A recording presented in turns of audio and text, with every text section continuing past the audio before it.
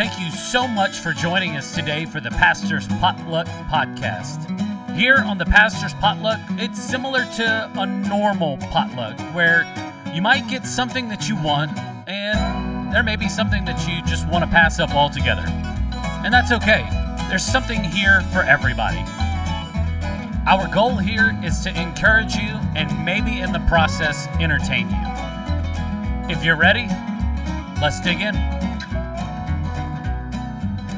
Well, hey there. Thank you for joining us for another episode of the Pastor's Potluck Podcast. We've got another awesome episode for you today. We are joined by Pastor Cheryl's husband, Anthony Ross. Hey. What's up, man? Not too much. Loving life. How are you? I'm living in deja vu. So we tried to record this earlier, but something happened with the, once again, technology just reared its ugly head, and we're just having to give this another go. So I'll be honest, deja vu, but that's all right. It's okay. I just get to hang out with my husband a little bit more. I know. You know what? Maybe that's why. It's a win for me. Yeah. Yeah. It is a good win. That's a good win. And I get to hang out with you. Now, I don't want to be the third wheel or anything like that, but I'm just glad to have you around, man. So, all righty. Awesome. Well, we've got a good episode for you today. We are going to be diving into a topic that is just fantastic, and our first conversation was really good. Yeah, this was not going to be nearly as good. Yes, it will. Don't let them fool you. Yeah. It'll be good. But we're going to be talking about books and just how exciting books can be and how they are, and just anything and everything about books and books and books and books. So whenever I first met you and came on staff here, I think one of the things that Cheryl first said about you was that you read tons of books. Yeah. And what people don't understand is, like, you know, we could be as exaggerative, if that's even a word, talking about this, but you read literal tons of books. Yes. Like weight-wise, per weight. Yeah, probably. Books are heavy. Like, I know. Oh, gosh. When we moved that first time, Yeah, we'd only been married at, 5 months, and we moved. And he's like, there's no way we're taking all these books. And I'm like, oh, yeah, sure. It was not fun. Oh, no. We got rid of quite a few, but yeah. Like in the moving van, the books weighed more than the rest of everything else combined, like your furniture, everything else. Dude, I remember, whenever I drove from Texas to here, I had some boxes in my car, and I came up to the church to unload them, and like all this stuff, like I've added some to back here, but I don't even have a whole bunch of books behind me. And I was like, man, this is stupid. I just remember saying that. But you got into reading books at a very, very young age. Tell us a little bit about, well, you're the guest. We'll hear her, but tell us you. You can hear from me anytime, I guess he's saying. Yeah. No, we'll hear your story, but I want to hear his story. I didn't start quite as young as Cheryl, but I was not into books at first. It wasn't anything up my alley. I was an outdoor kid. I liked being outside year round. I wanted to be outside playing. Rain or shine. Yeah, I like sports. I like really just anything to get out of the house. Yeah. But I spent a summer with my step-grandparents and at their farm. Not the whole summer, just several weeks. And it was miserably hot. Nearing three-figure temperature, before noon kind of deal. And that's a lot for West Virginia. Yes. Getting close to the three-digit stuff. Yeah. And so it was miserably hot and miserably muggy. Drought going on, so there was no clouds even in the sky. Farm, not a lot of trees for shade on a farm, so didn't even have shade.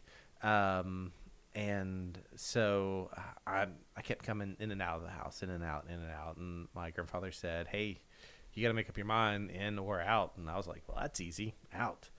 And that lasted for just a little bit.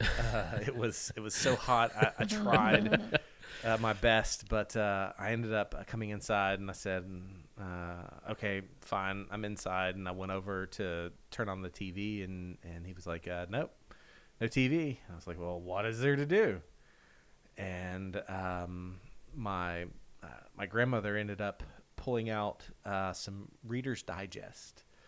For those who don't know or who don't remember, they were like it was a book, but it had several condensed novels in it, like 3, 4, 5 condensed novels inside of this book. Yeah. And so I started looking through those, and I'd read a couple of pages of a story, and I'm like, yeah, no.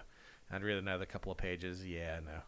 And so finally came to this one story, and I'm bored out of my mind up until this point. And I came to this one story and started reading about this detective, and it was fabulous. It just captured me, grabbed my attention, and I read that story, cover to cover, beginning to end.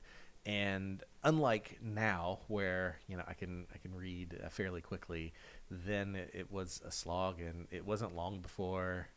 Well, it was a long time, but to me, it didn't seem like it was very long before I looked up, and it was dinner time already, and the sun was going down, and things were starting to cool off, and I just kind of looked up. I was like, "So, do you have any more like this one?" And my grandparents were just kind of amazed that the rambunctious boy that was an outdoors kid, didn't want anything to do with books or reading, had spent basically the whole summer day inside with a novel in his hand. I would do that too if my kids were the same way. They just because they want to go outside whenever it feels good in the temperature and just burn energy. I mean, they're just like balls of energy. And it's like Energizer bunnies. And if one of them was just like, I want to come inside and I want to read, I'm going, yeah, I would be worried for my child too, especially like if like the norm was going outside, getting in trouble, like makeshift baseball with sticks, that whole type of thing, and then, for the next week, they're like, what's wrong with Anthony, or what's wrong with Nolan? Like, he's like, he used to want to go skateboarding and all this other stuff, and he just sat down and read. So I mean, that's a huge change, and it's crazy how like just one condensed story just kind of changed like your whole demeanor. I mean, that's crazy. Now you have a not like a similar story, but like similar in the fact that you were caught to enjoy reading at an early age as well. Yeah, so we didn't have a whole lot growing up. Like, we didn't have cable. Like, I had a couple friends who did, but we didn't have that. We had the few channels you could get with the antenna if you got it right. Yeah. But so we were out playing a lot as well. But my mom, like, she loves to read as well, and she still has bookcases of books at her house. And but when we were little, before I even knew how to read, we would have like a family story night, like where she would take one of her novels, a fantasy book or a science fiction book, and she would read to us, and we would just sit on the edge of the couch and hear her tell the story, because she would get into it and give different voices for the characters and do that kind of thing. And so she was really good at that. And I remember just thinking, this is so cool. Like, I'm hearing about some, elves and all this other stuff going on in this book. And but so when I was we thought I was going to get to start kindergarten, ended up, I wasn't actually old enough because my birthday's in October and the age had gotten, or the cutoff had gotten shifted back. Yeah. And so she was like, what am I going to do with her, Yeah. So that whole year we just spent time, like every week we went to a different library. Libraries are free. Library cards are free. And so we would there was one within walking distance. I mean, it was a pretty good trek, but we could still walk there. We didn't have a car. And so we would go there. We would take a bus to the other ones that were a while away, and we would visit different libraries throughout the year. And libraries are really cool in the fact that they do a lot of times have things for kids as well. Yeah. But so I remember in this library in the West End of Huntington, that's where I remember learning to read.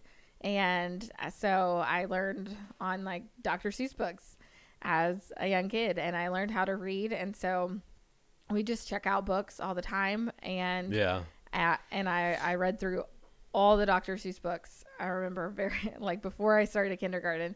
And so I've always kind of had a little bit of an advanced reader level based on the other kids around me because of that. Yep. But I'm thankful for that. But like, I remember, first grade, we got to bring in our favorite book and we could read it to the class or have the teacher read it. Well, I had it memorized. It was Green Eggs and Ham. Yeah. Had that thing completely memorized. So I could just read it, holding it out to where they could see the pages and flip the pages myself and all of that, to where it wasn't an issue at all. Where like sometimes, teachers will read a page and then they turn it around and show it to the class. I didn't have to do the turning around. Yeah. And now I have a whole slew of other kids' books memorized. But kids' books are easy to do that, especially if there's rhyme, that like rhythmic that they have, within them. But our kids love to read now too. We started reading to them, and they just, Esme, I have pictures of her where I go to wake her up in the morning and she's got like 20 books around her. Oh, that's so funny. Because she was reading herself to sleep. And that's so funny. It's funny. Like cuddling a book like you would I have a stuffed animal. One time I found her face on the open book, asleep still. It's funny, but I love that. I love that now we can share that same joy we have with our kids as well. Yeah. I wish my kids read more. They're on the technology kick right now.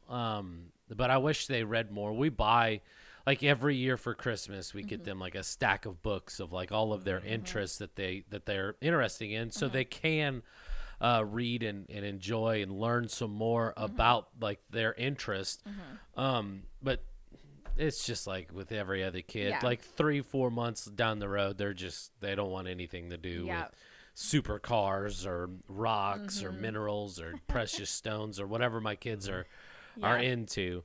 But now whenever you were saying your story about like the library, whenever you were growing up, did like the library ever do like any like kind of like a readathon or whatever for like your age group or whatever, where they said, you read this amount of books or whatever, and then they give you like a prize or whatever? Yeah, there were things like that, and they would have other different things throughout the years. Like I remember I am terrified of snakes now. Like I do not like snakes and spiders, that kind of thing. Like I don't want to be around them, but I remember thinking they were really cool as a young kid. And the one that was in walking distance, they had like a reptile week where they had people in there and they had all these different reptiles and like going and getting to hold snakes and stuff like that. But just different things where they would teach different topics or have interactive stuff like that. But my school we're teaching woodworking in the library. Can you imagine some old lady sitting in the corner like, keep it down?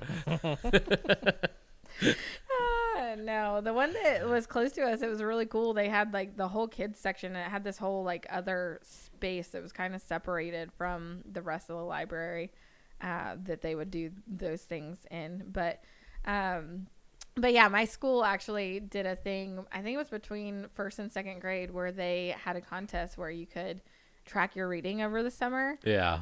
and I got first place. I think I still have the trophy. What? Thing. I should have brought it. Why would you still have that? I don't know. I'm not a sentimental person either, but it was just like maybe I might have gotten rid of it in the last move, or it might be in that one tote in the closet that has some random other things.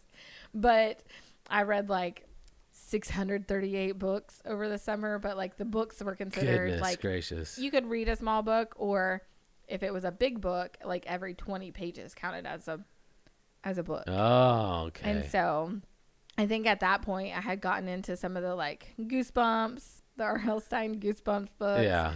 But if it was like an in-between time where we weren't able to get to the library for a new book, we had those kids encyclopedias. Uh-huh. And I remember reading through a couple of those to get my pages up, to get my count up, because I am very competitive as well. Yeah. And so apparently you read an encyclopedia. I can't tell you that I remember all that stuff, but I do remember sitting there reading those kids encyclopedias. You know, that's funny. I just had a memory because when I was a teenager, my mom would take me to that same library. I'm not sure, Jared, if the libraries in Texas were this way, but there was a limit to the number of books that you could check out. Yeah. There was like 3 or 4, like especially if like you were young. With adults, it was like a little bit different, but they wanted everybody to have their own library card. Right. So, you know, my mom would take us there once a week because it was probably about 20 minutes away. It was closer to my grandparents' house, but it was probably about 20 minutes away from our house. But we'd go once a week. And because we were there so often and because I was such a voracious reader, that 3 or 4 limit, I remember taking like 13, 14 books at a time. Yeah. Yeah. That's crazy. And they would be like, yeah, sure. Yeah, because when you go that regularly, then they come to know you and realize, oh. Yeah. And so there were times like if we went multiple, as I think I remember that same thing because I remember having like a whole bag full of books at a certain point. Yeah. That I would take because I remember we were going multiple times a week trying to get, new books and that kind of thing for me. Yeah. They had the competition at the library whenever I was growing up where, they give you I think the prize was like every 5 books you got like a pencil, and then like every 20 books you got like a personal pan pizza from some like pizza shop or whatever. But I learned to screw with my numbers because I was finding the choose your own destiny books. And so like it would skip over like large portions of the books. Like, it would be like the treasure kids or whatever, and they're trying to find the treasure, and they're like, well, do you think they went to the forest, or did you think they went to the jungle, or do you think they went to the desert? And, you pick it, and then you would skip over like 14 to 20 pages sometimes to get to the desert portion. And then like once you got to that, it'd give you another 3. And so you literally only read like maybe 25% of this book. You only read that. I would go back and read the alternate versions. Yeah, but then you would count. Would you start your count over for the 20 pages? Well, I don't know that I was reading those when I was doing the count, but I would definitely count that if I was. But yeah, I would want to know all the alternate versions. But yeah, those would definitely work in your favor. I think at that point in my life, I just wanted as much personal pan pizzas as I could. Your boy, of course. I just wanted a mountain of pizzas because they give you like a little coupon. We used to get like if we got good grades on our report card, you could go. There was Pizza Hut would give the personal pan pizzas. Yeah. But there were a couple other local places in Huntington, like GD Ritzy's was one of them, that I could go and get free stuff, like either a burger or an ice cream cone or like whatever based on your grade level. And so we didn't get to eat out a lot. So that was a big deal. Like that was my, I wanted to make good grades on my report card so I could go and get some random food that I don't normally get to get. We would have so many stinking personal pizza coupons that we were like bribing like our friends like to do things, and we would pay them in like personal pizza cards to do like stupid stuff, but whatever. whenever I'm one of four boys, and so we were always getting in trouble and doing things that we shouldn't have done. But it is what it is. Now, as you have grown older, have you found that your love of reading has grown stronger with time for you, Anthony, or has it pretty much stayed the same since that initial being hooked with books? Wow. That's a very appropriate phrasing there, hooked with books.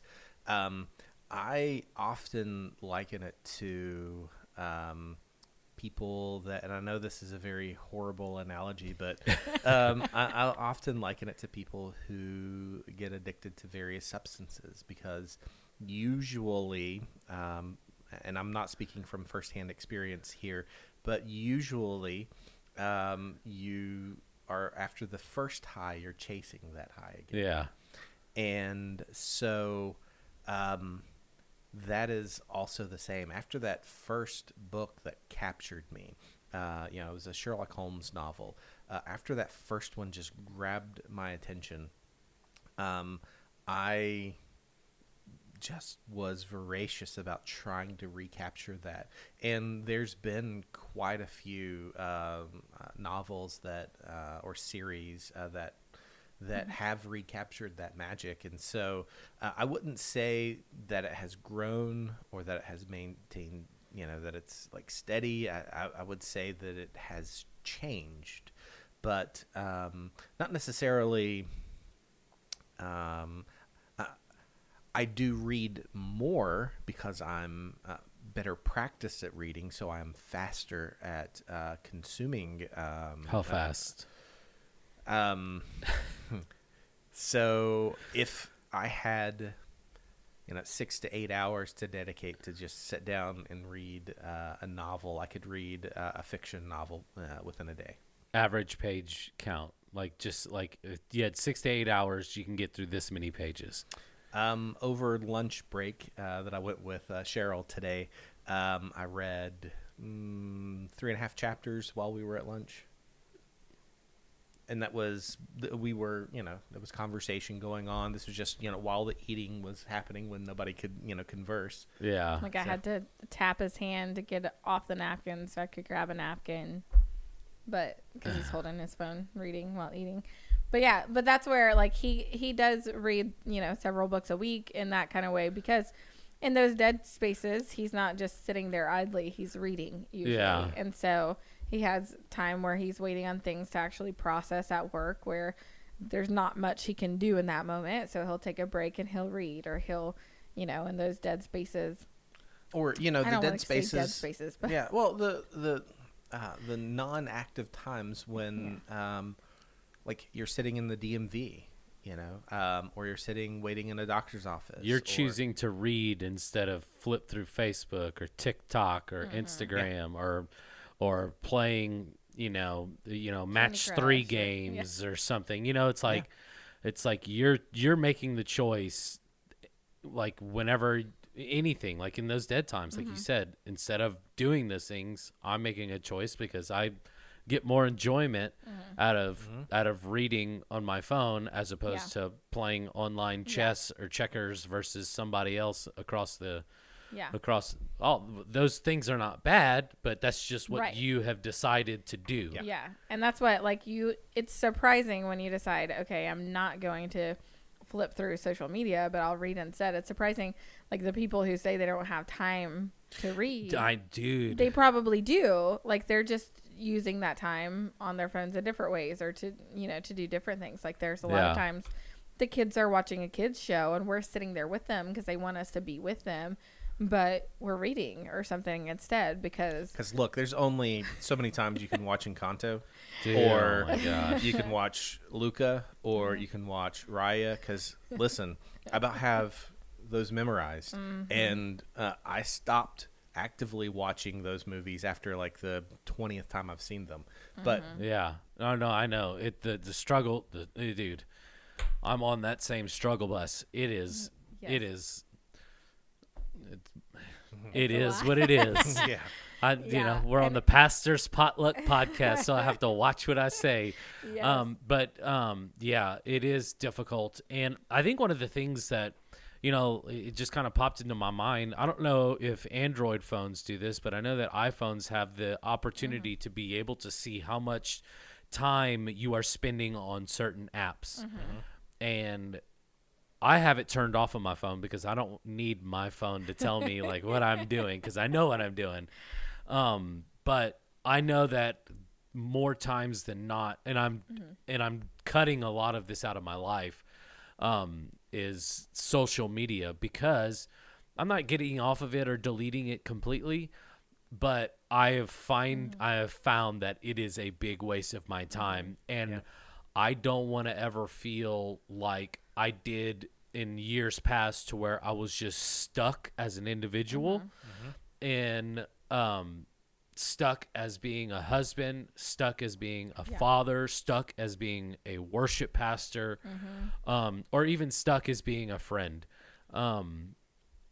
There's times to where I could be doing things that are more productive in my life, such as learning whenever I'm reading a book, or just taking time to just literally scroll through my contacts instead of scroll through Facebook and say, Holy Spirit, lead me to somebody that I need to send a message to today. And I haven't done that enough. And I know that it's something that I need to be more intentional with, is my relationships, because let's face it, whatever most people put on Facebook is hidden behind not only the camera on your phone, but probably a filter or two. And it's just the highlights of their life. Right. It's not the stuff that they are going through. Yeah. So, so I say all of that to challenge people, like, and we've had this conversation on here before. There's benefits to social media if it's done in a beneficial way. But there's also like a lot of negativity to it as well. So if you find yourself always being drawn to the negativity, cut the negativity out, and then who knows, pick up a stinking book and read and just be entertained. While you were talking about this, you mentioned earlier about the amount of time. I just did a quick perusal in my Amazon Kindle app just to see what my records are, and I'm currently on a 71-week streak of reading in Amazon. Sorry, I just saw it earlier today that it said 71 weeks. Sorry. In Amazon Kindle. That's reading inside of that app. That's not including the physical books that I read, which are a minority at this point. There's just I don't have room or time to. Yeah, physical books are hard with little kids. They like to grab them and seal them. Color on them. There was one that I lost, and literally I found it not long ago. It was behind the couch. I found it on the edge when I was cleaning something else. I saw it and I was like, there's that book, because I ended up buying it on Kindle anyway. Now, do you all have one of the Kindle readers? We do. We have 3. Maybe, but we really only used the one. Yeah. The Paperwhite that you got me was the best. The best for that. Yeah. Because it's just so lightweight, and so it's easier to hold and handle. Plus, you can read it in the sun and not have to worry about it. You can read it in the sun. You can read it in low light situations. You can read it in the dark, and it seemed at the time. It's quite a few years old now, but at the time it was the best. Yeah. Now, tell me some of your favorite genres. What are you drawn to the most? Whenever you're looking for a book just to be entertained, what are you drawn to? Just to be entertained, it's probably those are science fiction, or fantasy. Yours are. I forget what the subgenre is called. I think it's subgenres. Look at this. I think it's here. Paranormal modern fantasy is what your preferred subgenre is. Okay, so that, but I would just lump What's the overall genre? Science fiction, fantasy. Yeah. Science fiction. Yeah. So I know for a while I didn't read. Like I just have this rebellious thing in me sometimes where if I have to read something, I don't necessarily like to. So like college, I feel like I got a little bit out of it for a little bit. Yeah. A little bit of time I was in college and then life and whatever. But so I had gotten away from reading a little bit, and then I had started reading some whenever we met and we were dating. But then one time I came up and had lunch with him, and then he had to go back to work. So I was just hanging out at the mall in Charleston, and I had asked him about, recommendations for books, and he told me about an author named Jim Butcher, and specifically his series called The Dresden Files, about a modern day wizard who actually had an ad in the phone book back when phone books were popular. But anyway, or even a thing. Yeah. Do they even still make phone books? We occasionally get like a little one. Do we? Like a thin one delivered nice. to the house. It goes in the trash. Nothing worth the power team ripping up, right? Right. Like that church team that goes around and they're like. But so I had asked them, and so I went and I went to the bookstore that was in the mall and bought the first 3 books of that series, and I just sat there in the mall down by the fountain there in the middle and read for hours until he got off work, and we've read that entire series now. And so like once it got to where we were waiting for new releases, then we were able to read those new releases together. Well, sort of together. He's way faster than me. Yeah. So he would read it. And then while I'd read it, he's like, so what part are you on yet? What part are you at now? Like, and we'd get to talk about it. But so I do love those types of books. Like I just got back into a series that had, it had stopped, and I went back. It was when we had a week off between Christmas and New Year's here. Yeah. And I was like, I need a fun book. Like I have just done tons of leadership and spiritual things. I need a fun book now.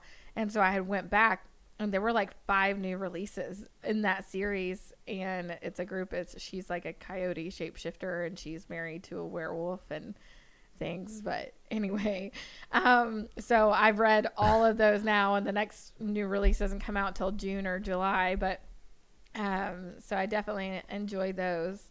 But I like science fiction books. I read one and I was hooked to it because it had so many pop culture references that I was, oh man. I mean, it mentioned anything 70s, 80s, and maybe a little bit of the 90s, but it was called Ready Player One, and they ended up making a movie out of it. But I was hooked to it because like every single reference that he made in the book, I was like, oh man, I could do that. Like I know the song. Yeah. And so like if he mentioned a song, I would go to like Apple Music and play the song during that portion that I'm reading this book, which is really cool. And I don't know, it's just a way to kind of like make that connection for me. And so like whenever you read like these science fiction books, do you like do like say if it's like a British guy and you put like, do you talk like British in your head and absolutely try to give them voices? Don't tell me to try to do that out loud though. Oh no, yeah, I can't do it out loud. Oh, but it's a in my train head, wreck. I can definitely do that. Yeah, it's a and train so that's wreck. why I tell him. I think that's why, because we've had this conversation before. He just reads the book. Like, he doesn't like imagine all those things like or do Why that is that? as much. I don't know. I only have one voice, and it's my voice. So I've never been able to do accents or funny voices. He makes funny voices when he's reading kids' books to the kids, but yeah, but like that's different. That's just. But if like voices. if you're reading like a werewolf book and the author's like, and then he snarled at his best friend because he got too close or whatever, and then they put the quotations, like he says something, like in your mind you don't like try to growl out like whatever he's saying, because I do that. I do that too. I do that. Not intentionally. It's where I read so fast, I almost can see the scene as the author's describing it. almost like a real-time movie in my head. So no, I'm not going, oh. And Harry has he See, has now, a British accent. I'm not sitting there being like that about Jane, it. she sounds like she's from Spain and talking. Or a Southern So- Belle. And, Jane, the Southern Belle, Right, and she you know. is here.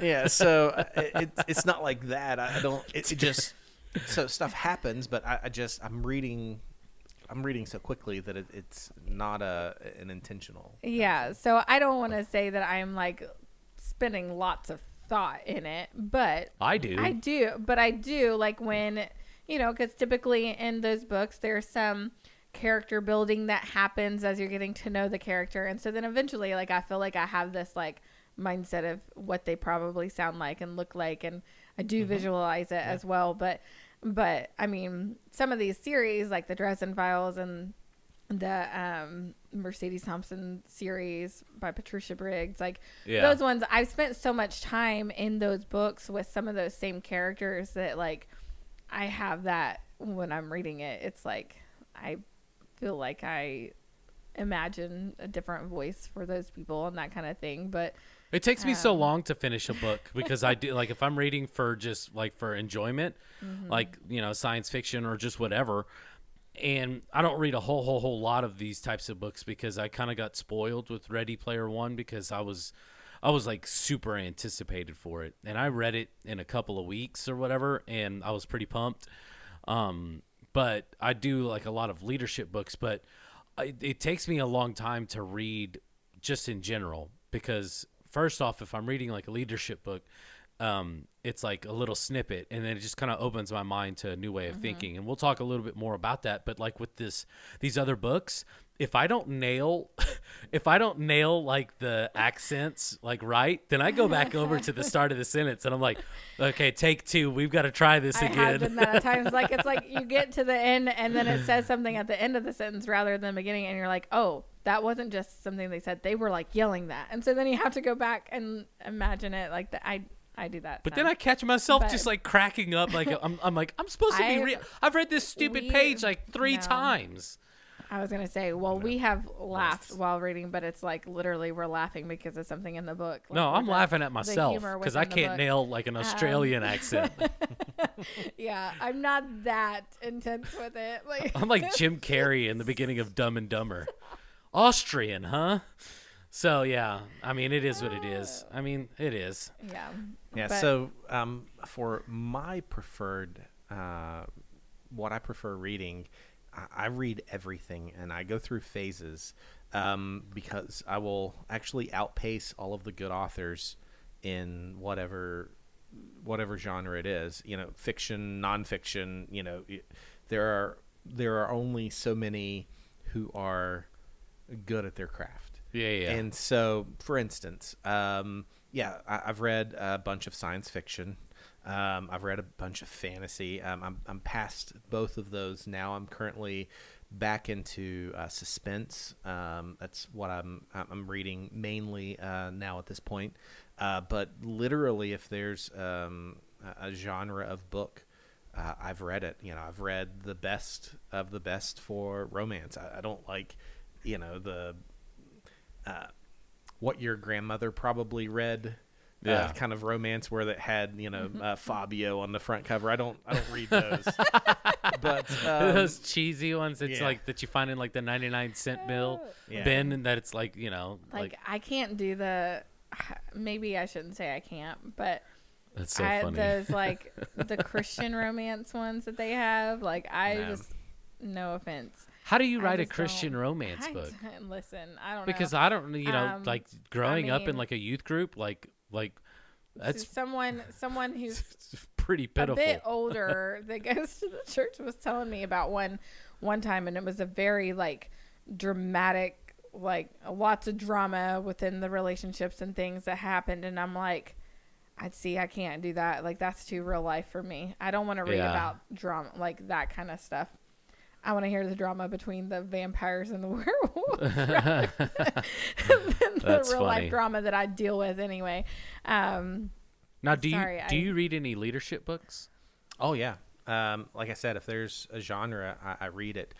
With nonfiction, I can't camp like I do in fiction. Like in fiction, I can stay in one genre for an extended period of time. But with nonfiction, I find that my brain can only absorb so much, and so I'll read a leadership book, and then I'll read something that deals with maybe not self-help, but maybe how to be a better person in some fashion, how to be a better Christian, or how to be more effective in relationships, or so with nonfiction, I don't camp in one area. Now I might do like a leadership, and then like say a self-help book, and then like a leadership again, and I might lean toward one or the other based on just what I find for books, what interests me.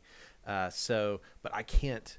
I don't think when it comes to things that you're trying to learn instead of things that you enjoy, I don't think that it's possible for our brains to really absorb just a constant steady barrage of just one subject. You start getting bleed over, and everything starts kind of seeming a lot of the same, and I don't think our brains were designed to learn like that, and I think you're really doing yourself a disservice to kind of stay in just one learning lane, I will say. Yeah. And so like for the other books that I read, because those are my fun books. Those are like to get my brain off of all the other like things that we deal with, especially in a church job. I mean, there is a lot of burden and things that you carry at times, a lot of seriousness, a lot of things that you're doing.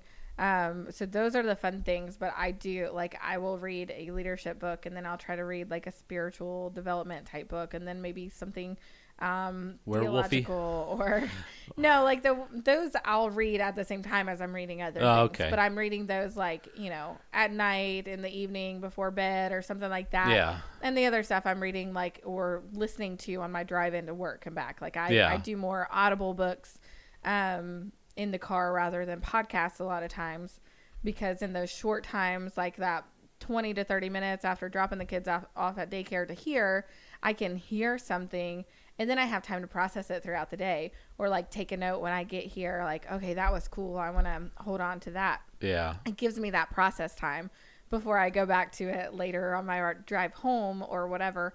So I'm doing a little bit of both. But as far as the leadership stuff, like I remember, so I had read a book last year, and then I tried to go into a couple different books, separate, because I'll kind of order, like I'll buy a few, like use a few of my Audible credits at the same time. Yeah. And then, and sometimes they're very similar, or like, because it'll recommend like, hey, more books like this. Yeah. And so I'll be like, oh, that looks great, I want to buy it. But I had read a book, and then I was trying to do another one, and it was still too soon from that one that I had read. That literally there were 2 or 3 books I had tried to start listening to, and they sounded too much, like too similar to what I had just done. Yeah. And I was like, I can't do this. And so I went and I did something totally different from that for a bit.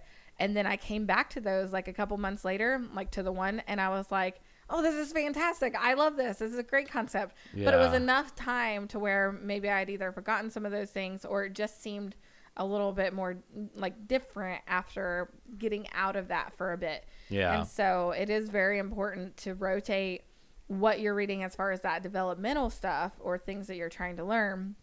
So that way you don't get burnout. You don't get, stuck in that, well, this is saying the same thing. So it's really good to have that, a bit of a rotation. Yeah, I liken it to working out. When you're reading a leadership book, let's call that your bench press or your push up, right? So you're working out just a very particular set of muscles. Yeah, and so it goes. The theory is the same with the brain. So you work out this particular set of muscles, and if that's the only thing you do at the gym, you're going to start it's going to be counterproductive at a certain point for you to continue working out just that one singular muscle group.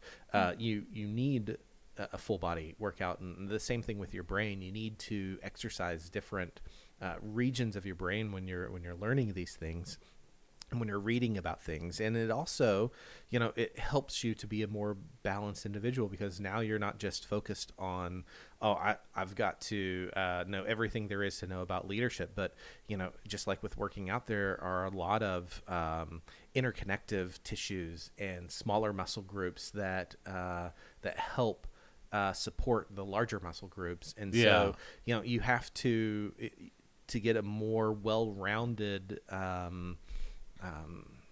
self-education. You really need to branch out into areas that maybe you don't think that you're interested in, because you're so focused on, I just really want to get very efficient at how I live my life.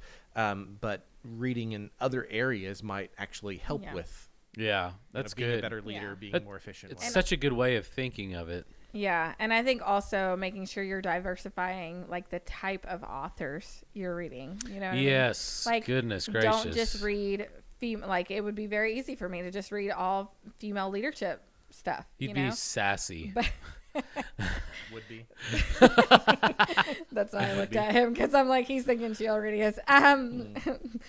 There are sides of me that my husband sees that you guys don't. That's all right.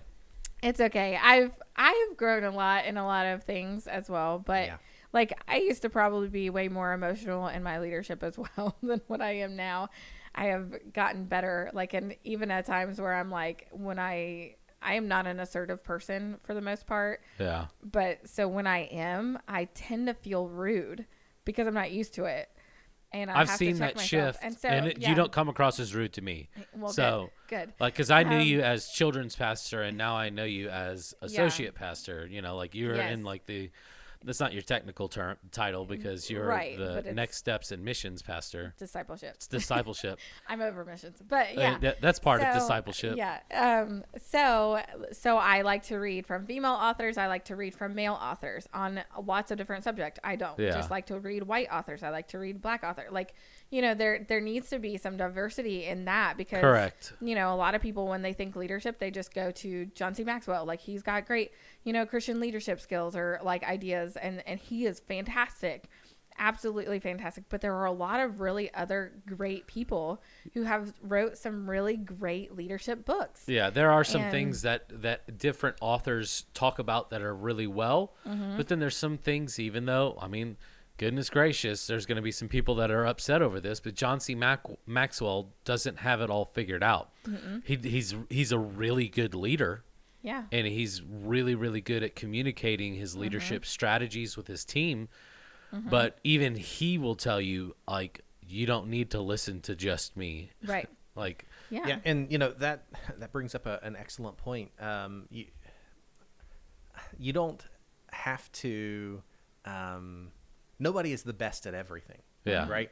And so you can kind of farm out intelligence in a large group of people who are experts at their field. Mm-hmm. So say maybe Maxwell, say he is the number one. Let's make some assumptions that he is the number one leadership author out there. He doesn't have it all figured out. And so instead of just reading just him, read the top 100 at that field. Yeah. And now you're going to get to see a more well-rounded, and you're going to see a lot of commonalities, right? You're going to see a lot of commonalities, but you're also going to get some unique ideas in there too, that just might kind of reframe your perception of the world. You have this, everybody has this kind of view that they see, and always use, there's a quote from, I think it was like a 17th or 18th century author. She said that we don't see the world as it is, we see it as we are. Yeah. Meaning that, we have this lens that we see the world that is not truth. And, as Christians, we really should be always searching for truth. And so in whatever the subject is. And so, you might have a really good idea of what leadership is, but some of your ideas, they could also be just flat out wrong. Oh, I know that about me. I know that about me like right now, and I'm trying to fix those things. Right. Yeah. But if you only ever like listen to one voice in that, you would never grow and never learn. And so it's so important, because I like to read things that even I know as I pick it up, I'm probably not going to fully agree with this. Like, I like to read those things because it challenges me. Yeah. And it gets me to think outside the box. And and one thing that I absolutely love about being on staff here is that we read several books a month or a year. A month. We're not all Anthony. We read several books a year together and have discussions about it and challenge ourselves about it. And I have several here that we have read as staff. I mean, this Invitational Life was kind of the last one that we had fully finished and read. And there were some things in it where like I a lot of things where like I felt like I had done well, but then some things where I was like, oh my gosh, I'm so challenged and convicted by that. Like, me too. It was so stinking eye opening. I'm like, oh my gosh. And just those discussions, you should read it. And those questions. It's not just for pastors. It's a great book for everybody. Fantastic. I mean, there's a scene in the book where, he goes to help someone who is drowning. And after he's done and she's okay, he sees tons of people just standing up on the cliff watching.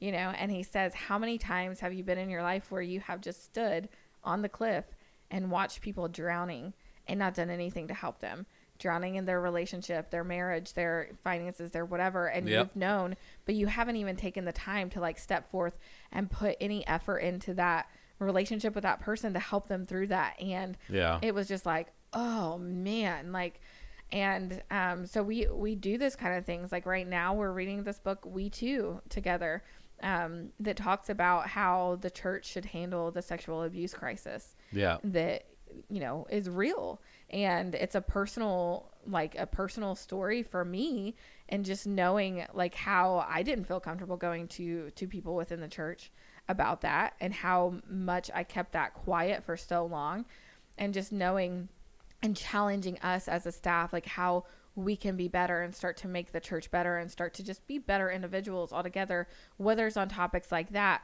or topics on things that like we should be getting right, but like we still fall short on. And I just think it's so important, like you said, that to realize that sometimes you can be wrong. Like having the ability to add different lifetimes, like we're adding extra lifespans to ourselves when we read someone else's story, someone else's take on things. We're learning, we're gaining all that experience, all their mistakes, all the things that they have learned, and we didn't have to do any of that besides read the book and maybe apply something in our lives. I was once told when I was little that you don't have time to make all the mistakes on your own. You can learn from others, and I've taken that to heart with reading. There's been many times in my life that I could have made a mistake in a choice that I would make, but I didn't, because I had gained from other people's experience in the things that they chose incorrectly, or I was able to make the right decision because I'd read a book about somebody who had made the right decision in a moment. And you're learning in both both ways, of both ends of the spectrum. That's fantastic. And it's I think so good. that's the beautiful thing about the Bible, about God's word too, is it's the same. Like there's so much to learn from those stories that were real people that made real mistakes or made real good choices. Like there's so much in that. And so just remembering to keep your perspective, like your mind open to things. And the same goes, like maybe you're not a book reader, but like who are you hanging out with that maybe thinks or believes differently than you, or looks differently than you, or comes from a different background than you? So that way you can gain some knowledge and learn about some different things outside of your norm. Because I can't tell you how many people will tell me that they believe something, and when you ask them why they believe that, like, or sometimes they'll even tell me, just the way like, it's always been. That's how my grandparents believe. That's how my parents believe. That's how I believe. Like, it's this thing that's passed down. And we do such a disservice when we decide to just take that worldview that those people above us who have raised us have, and not to like branch out and like like really search out things on our own. Even more so if you call yourself a Christ follower, and you are still living in the way that mom and dad and papa and grandma did it. Yeah.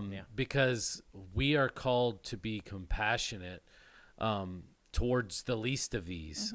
And sorry if this is a touchy subject, but that means we need to be compassionate towards immigrants, people who there's tons of social injustices being happening to a certain like black people or Asian people, like we've got to be so stinking compassionate. And the way that you do that is, now, like, it's hard for me to put my feet in somebody else's shoes that goes through things differently, because obviously our skin color is different. But the way for me to be able to understand and to begin to have positive conversation about change in these areas is to sit down and have these conversations with black people, with Asian people, with illegal immigrants, or even legal immigrants, people that are still downtrodden and looked down and not upon. even like immigrants, like a lot of these people, like, you know, I know Asian people and things like who, like, they have lived here, their That's parents what I'm have lived here for years, but they're still looked at just because their skin color is different, or because they know a different language. It's absolutely silly.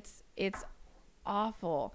And so we just have to keep an open mind and do those things. Surround ourselves, not just let's get outside of race even, but people who believe different spiritually. Like, we have friends who are atheists or agnostic or whatever, and that doesn't mean that we can't be friends with them. That doesn't mean that we can't hang out with them. Yep. Like, and as a matter of fact, Jesus as our model, you know, if we really are Christian, and which means follower of Christ, which means we're trying to model ourselves after him, right?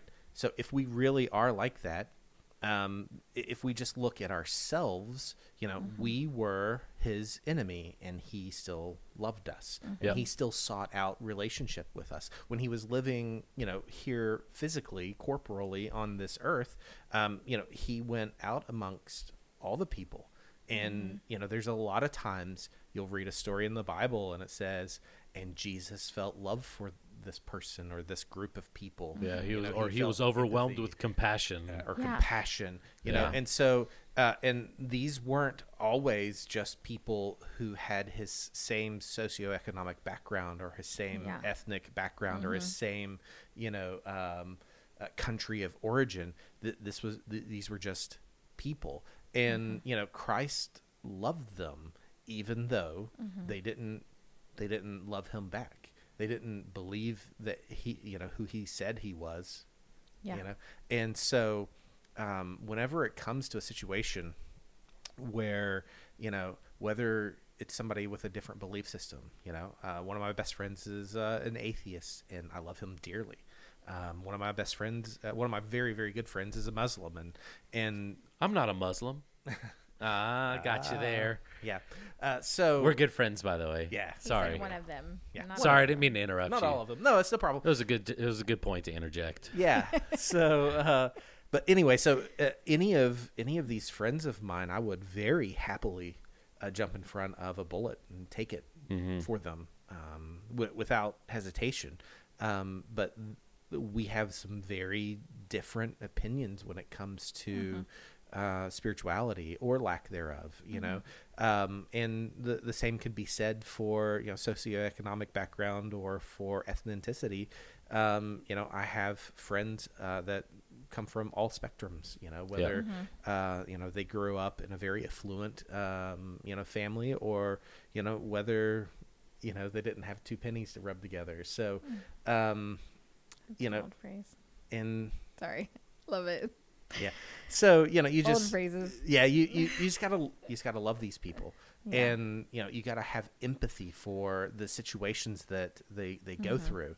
And just because you have never experienced bullying because of your claimed sexual identity doesn't mean that it doesn't happen.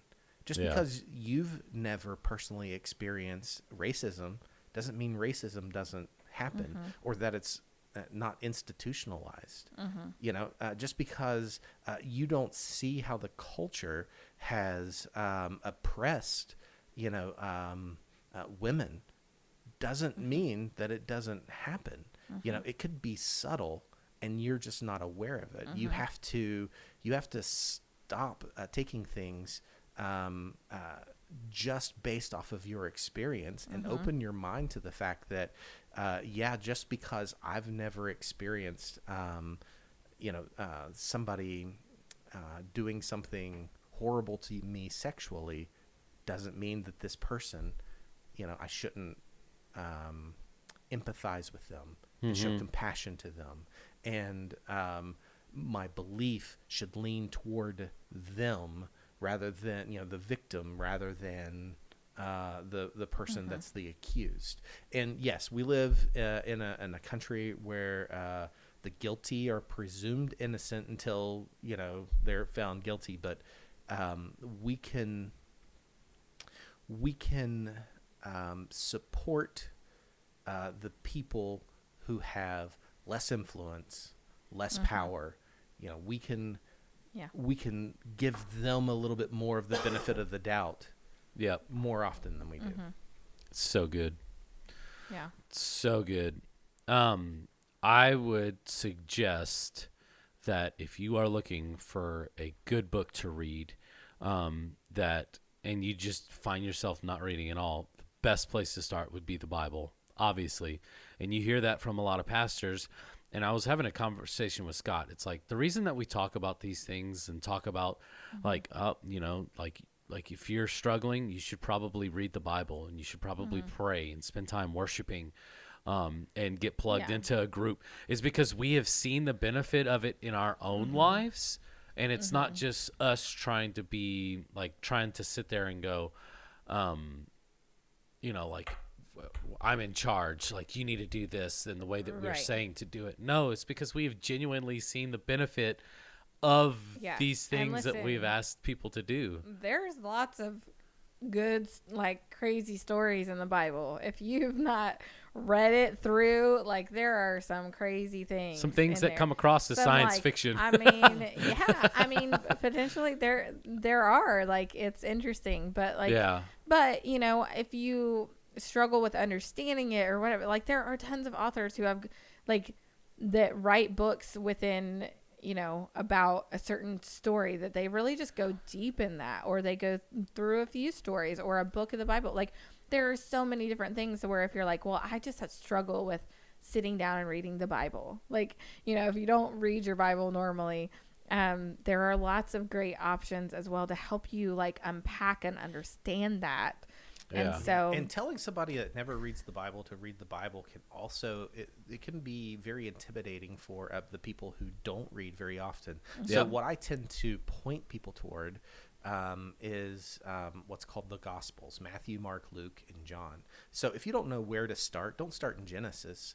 Let's start with Jesus. So start with Jesus and start with the beginning of his earthly walk. And so if you don't know what to read Matthew. And then when you get done with Matthew, read Mark. If you get a little bored, branch out with another book, but then go back to Luke and just read the Gospels until, you know, you've got them just inundated in your soul. And you will find that after you have read and focused on Jesus, that the rest of the Bible starts to be a little more understandable. You know, it's kind of like you can't do calculus until you can add and subtract and divide and multiply. Yeah. I can't do calculus anyways. So well, I could barely divide. Yeah, so you probably wouldn't like what's that? What's the other one? There's Wordle and Nerdle. Anyway, it's with math. Nerdle. But no, I mean, and also, like, there are great commentaries, but also just grabbing somebody, a friend, like any of us, like if you've never read the Bible and you want to help understand something, I mean, because Jesus, like, even within that, helping to understand, like, what Jesus was talking about and why he was telling them about a fig tree and, like, whatever, you know, knowing the context is helpful. And so commentaries are great, or a good study Bible that helps unpack that a little bit is really good too. But, like, when you read about Jesus, it's easy to find that the whole Bible really points to him. Yeah. Like the beginning points to him, the end points back to him. Like it all points to God. And so like when I taught kids, you know, I'd say like the Bible is really just one big story about our really big God and what he has done for us and how he loves us. Like really it's all that. And I think you maybe went to the session at a conference once where they talked about the power of story and how most great books like could point back to kind of like a familiar story within the Bible too, or Jesus. Like there's a good and an evil. Like in most of this, you know, the books I'm reading, there's a good and there's an evil and there's a fight. Like there's, you know, and you want the good guy to win. Like there's stuff like that. And so most good things, like it all really points back to that. But there's just something special about a story that just can connect our hearts and connect with our minds in a way that's different. And so Jesus, a lot of his teachings were stories, you know, he's telling a story about something. He gives an illustration like that helps you visualize and understand, and the people of the time like really understand what he's talking about. And so a story is big. It's a big part of our lives personally. But I mean, it was that story of Jesus and what he did with me on the cross that really captivated me as a young child, that made me realize I want that. Like I want to be part of that. I want God in my life. It was that story that hooked me and made me realize like this is something special and God thinks I'm special. And so when we're talking about other people and ourselves and everything, like just knowing, hey, this is all a way to make us better and like improve our minds and our thoughts and everything in ways that like stretches us and helps us to view people and our world and life through the eyes of Jesus. Yeah. To view them through the eyes of Jesus is the most important thing. Because if Jesus died and paid the sacrifice for my penalty of sin, which is death, and he did it for me, I am no better or any more special than anybody else on this earth. I am the absolute lowest of low. But I'm glad that Jesus did it for me, and I'm glad that he did it for you, and I'm glad he did it for you, and I'm certainly glad he did it for the whole world, for everybody that came years and millennia before me, and till whenever Jesus decides to come again, like he died for them as well. Yeah. And if we only focus on our own typical lane of, you know, our thoughts and what we would want to know, like every book you read about somebody else or from somebody else to get those things, it helps you to connect with people in the future in a different way, to help connect them to Jesus in a way that maybe you wouldn't be able to before.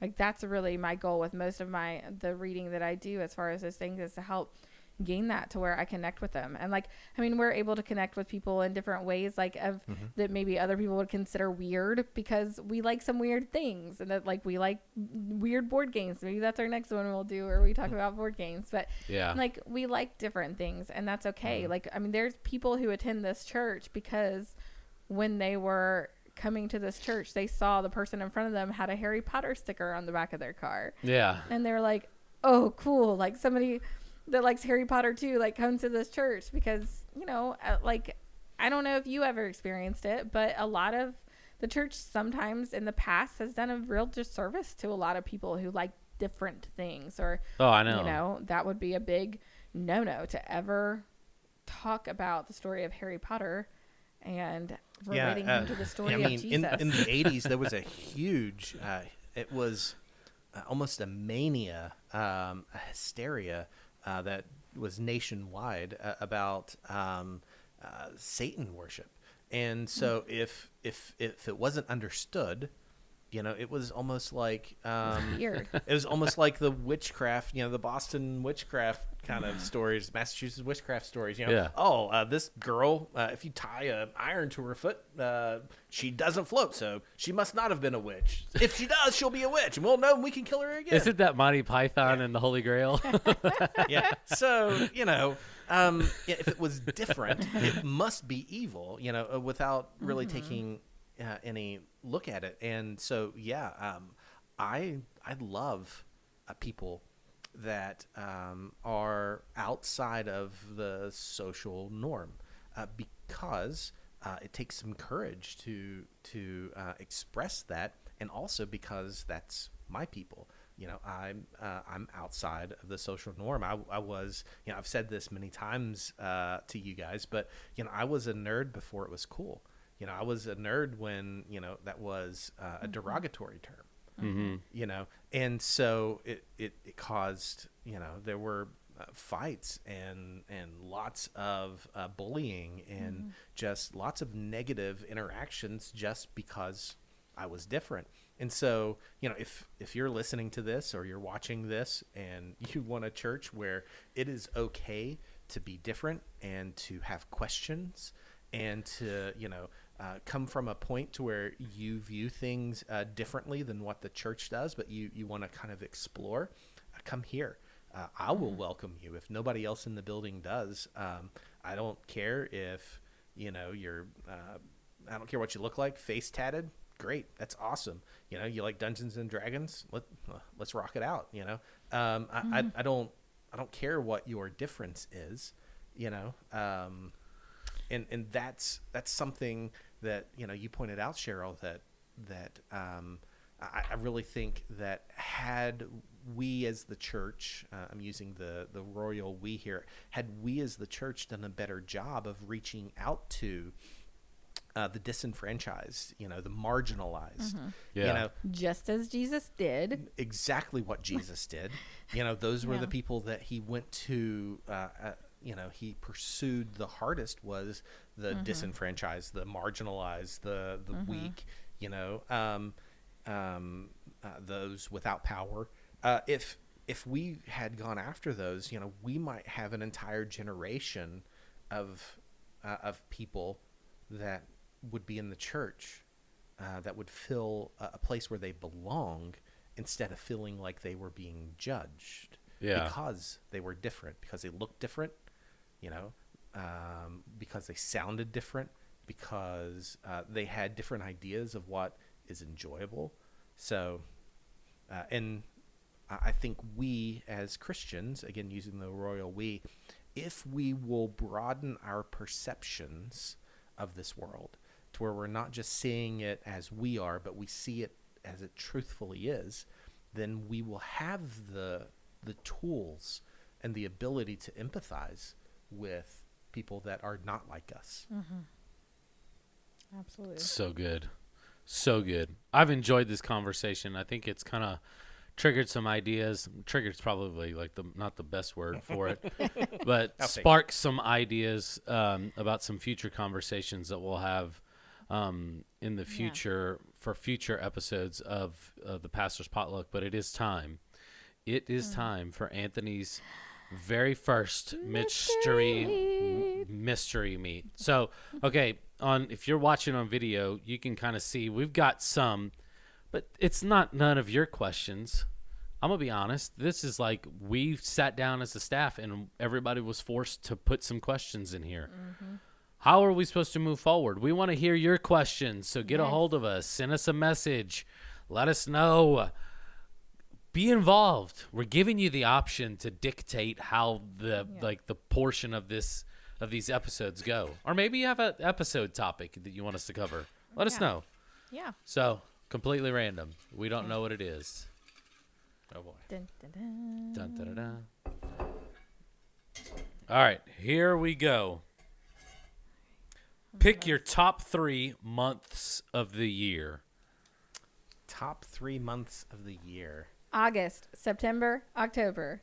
He was born in August. Our anniversary's in September, and I was born in October. Yeah, Sorry. That's actually what I was going to say. Not for those reasons. I mean, exactly for those reasons. Temperature. Because we finally get a break over the hot summer. No.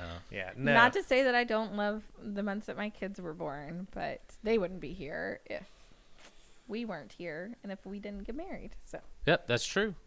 That's good. Sorry, now y'all can't answer because it's not going to be as good as my answer. Yeah, autumn. Yeah, the fall time. That's pretty good. My top 3 months. Oh, I knew that this was going to happen. I'm going to be honest with you. Sorry. I knew that there was going to be a question that I don't even care. I don't have a top 3 months. April's my birthday. May is Erica's birthday. And so September was the month that we got married. See, there you go. Yeah. So if somebody was like, with a knife and they're like, pick your top 3 months, which they're not, which I don't know. We need better questions, guys. No offense. Is this one of yours? No, Okay. it's not.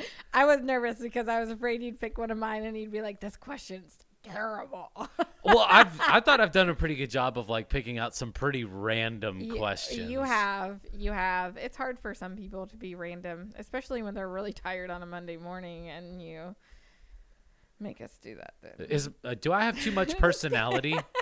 And like if I just get caffeinated, I start thinking of like random things, and I want to start writing it down. I need to write down those random things when they come to mind, because sometimes it is those random times when you're not talking to anybody, your thoughts are just going when you think those random things. Like, no, I've had like 7, and since we started this podcast, see, I guess I've been more focused on paying attention to the conversation happening. I am. I'm multitasking, but no, it hasn't been that much. But there have been a couple of things that popped in my head. And I'm like, what am I doing? Like I don't need to be like fighting lightsabers in my head while we're talking about books. Soup and his hot dog, a sandwich. Those are very random, very different. Because I'm trying to stump y'all. Those are thoughts that normal people. Dude, I'm not normal. I'm just kidding. Why do you think I fit in with so like? I stumped you on the last one. Yeah, you I did. threw one back at you. So all right, I got one for you since you are Mr. Sci-Fi guy. Oh, are you? Is it trivia or mystery meat? It is mystery meat. All right, cool. So, hit me with it. All right, choice of one: hang out for an hour. Okay. Do you want to hang out with Ewoks or do you want to hang out with Gremlins? Ewoks all day long. All day long. Gremlins, because what if in that hour they're like, hey, let's go to the water park, and I can't do that. Because, then they turn into like monsters. I don't want to do that. No, they multiply with water. Yes. Multiply. I don't care. They turn into monsters if you feed them. Look, I grew up. It doesn't matter. Nobody's going to come after my family because of this. But whenever we were younger, we got a VCR and we found out that we could record on tapes. And so they broadcast the Ewoks movies on cable television and we recorded it. And so, straight to. It was straight to tape, not DVD. Straight to tape, yeah. Straight to tape movies that were from the 80s, yep. And we even had 84, 86. We even had the advertisements because we just hit record and go through the whole thing. And so I watched Ewok movies constantly for the longest time. Like my Facebook profile picture was it Wicket? It was oh, dang it. Teak was his name from the Ewok movies. Yep. And so, that was my profile picture for the longest time. Ewoks all day. I don't care about the Gremlins. I want to hang out in the trees, and I want to learn how to throw rocks at stormtroopers, and let's do it. Ewoks all day. Awesome. That was a good question. He got me excited. I know. Dude, he got me He's pumped still gonna up. be going. I am. After we're done with this. Dude, this gave me that like I'm usually hitting a wall around this time in the day because we have rehearsal tonight, and I'm pumped up. They're gonna be like, Jared, something got a hold of you. And he's just gonna be like, Ewoks. Ewoks, y'all. Ewoks. Well, hey, that wraps it up for this episode of the Pastor's Potluck. Anthony, thank you so much for being here. Thanks for having me. It was awesome. It was a pleasure. I think we should do this more often. Get husband and wife teams on here, and then I just be like the terrible third wheel host or whatever. And but just have meaningful conversation and draw out some things that are going to be really impactful. Like I said, it's sparked a lot of ideas, and I've enjoyed it. I've enjoyed the conversation. Thank you, Pastor Cheryl, once again. And thank you all for listening, and we will see you next week. Ewok! Bye. Thank you so much for listening in with us today. We really appreciate it. If you haven't done so already, go ahead and hit that subscribe button. You can also follow us on social media, on Facebook, Instagram, and you can also watch the video version of this on YouTube as well. All you have to do is search up the Pastor's Potluck Podcast. From all of us here, we want to say thank you, and we'll see you next week.